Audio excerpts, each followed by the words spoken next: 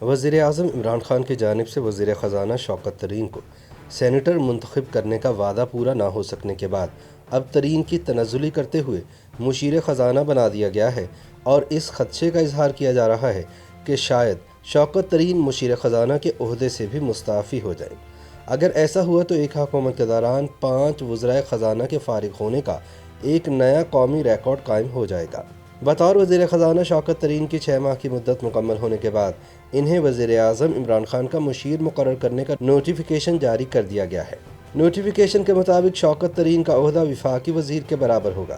واضح رہے کہ شوکت ترین کی بطور وزیر خزانہ عہدے کی مدت ختم ہو گئی ہے اور انہوں نے 17 اپریل 2021 کو بطور وزیر خزانہ چارج سنبھالا تھا۔ تحریک انصاف کی حکومت نے ڈاکٹر عبدالحفیظ شیخ کے بعد شوکت ترین کو وزیر خزانہ بنایا تھا۔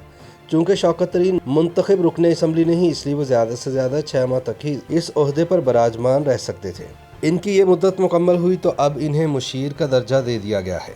شوکت ترین پچھلے دنوں بار بار اس عزم کا اظہار کر چکے تھے کہ وزیر اعظم عمران خان انہیں سینیٹر منتخب کروانے کا وعدہ لازمی پورا کریں گے، تاہم ابھی تک ایسا نہیں ہو پایا اور اب اس خدشے کا اظہار بھی کیا جا رہا ہے کہ شاید شوکت ترین مشیر خزانہ کے عہدے سے مستعفی ہو جائیں۔ شوکت ترین اس وقت IMF کے سالانہ اجلاس میں شرکت کے لیے امریکہ میں ہیں اور IMF کے ساتھ ڈیل کرنے کی کوششوں میں مصروف ہیں۔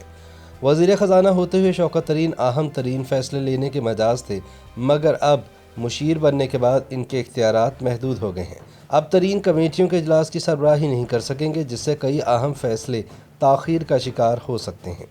خیال رہے کہ مشیر کو ووٹ کا اختیار نہیں ہوتا اور یہی وجہ ہے کہ جب ڈاکٹر عبدالحفیظ شیخ مشیر خزانہ تھے تو تحریک انصاف کی حکومت کی طرف سے قومی اسمبلی میں بجٹ تقریر ان کی بجائے وزیر مملکت برائے خزانہ بیرسٹر حماد اظہر نے کی تھی۔ تحریک انصاف نے ڈاکٹر عبدالحفیظ شیخ کے حوالے سے ان مشکلات کو ختم کرنے کے لیے انہیں سینیٹ کا رکن منتخب کروانے کی کوشش کی، تاہم ڈرامائی انداز میں عبدالحفیظ شیخ کے مد مقابل یوسف رضا گیلانی یہ نشست جیت گئے، جس کے بعد عبدالحفیظ شیخ کو بطور مشیر خزانہ بھی فارغ کر دیا گیا۔ خیال رہے کہ کوئی بھی مشیر پارلیمنٹ کا رکن منتخب ہونے کے بعد ووٹ کے اختیار سمیت پارلیمنٹ کی کارروائی میں بھرپور حصہ لے سکتا ہے اور کابینہ کی تمام کمیٹیوں کی سربراہی کا بھی اہل ہو جاتا ہے۔ قانونی ماہرین کے مطابق یہ حکومت کا استحقاق ہے کہ وہ آئینی خلا پر کرنے کے لیے کسی بھی شخص کو وزیر بنا دے۔ مسلم لیگ نون کی حکومت کے دور میں جب شاہد خاقان عباسی وزیر اعظم بنے تو انہوں نے مفتاح اسماعیل کو اس وقت بیرون ملک مقیم غیر فعال وزیر خزانہ سینیٹر اسحاق ڈار کو ہٹا کر وفاقی وزیر خزانہ بنایا تھا۔ سابق وزیر خزانہ مفتاح اسماعیل کہتے ہیں کہ اسلام آباد ہائی کورٹ کے فیصلے سے قبل تو کوئی زیادہ مسئلہ درپیش نہیں رہتا تھا، مگر جب عدالت نے معاونین خصوصی اور مشیران کے اختیارات سے متعلق ایک درخواست پر فیصلہ سنایا تو اس کے بعد مشکلات کا ایک نیا باب کھل گیا ہے۔ ان کے مطابق اس فیصلے کے تحت مشیر خزانہ نیشنل فائنانس کمیشن کے ایوارڈ کی کمیٹی کی سربراہی کر سکتا ہے اور نہ ہی اقتصادی رابطہ کمیٹی کی صدارت کر سکتا ہے۔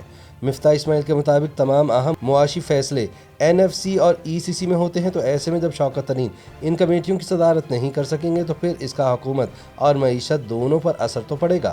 مفتاح اسماعیل کے مطابق اگر قطر سے ٹرمینل کے معاہدے کو حتمی شکل دے کر کابینہ سے منظوری کے لیے بھیجنا ہے تو یہ کام بھی ECC کرتی ہے۔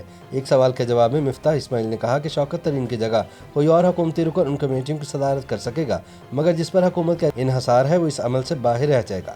مفتاح اسماعیل کے مطابق وزیر سے مشیر بننے کا اس کے علاوہ اور کوئی بڑا نقصان ان کی نظر میں نہیں ہے، مگر انہوں نے بات جاری رکھتے ہوئے کہا کہ کیا یہ کوئی کم چیز ہے کہ ECC کے تمام فیصلے منظوری کے لیے وفاقی کابینہ کے سامنے جاتے ہیں اور پھر جب شوکت ترین مشیر خزانہ ہوتے ہوئے ان فیصلوں میں فائنل اتھارٹی نہیں ہوں گے تو ایک مشکل صورتحال تو ہوگی۔ YouTube پر گوگلی نیوز دیکھنے کے لیے youtube.com کی سرچ بار میں گوگلی نیوز TV ٹائپ کریں۔ گوگلی نیوز کے پیج پر سرخ رنگ کے سبسکرپشن والے بٹن پر کلک کرنا نہ بھولیے۔ YouTube پیج پر اپلوڈ ہونے والی ویڈیوز سے باخبر رہنے کے لیے بیل آئیکن پر کلک کیجیے۔ آپ کو ہر نئی ویڈیو کے بارے میں نوٹیفیکیشن موصول ہو جائے گا۔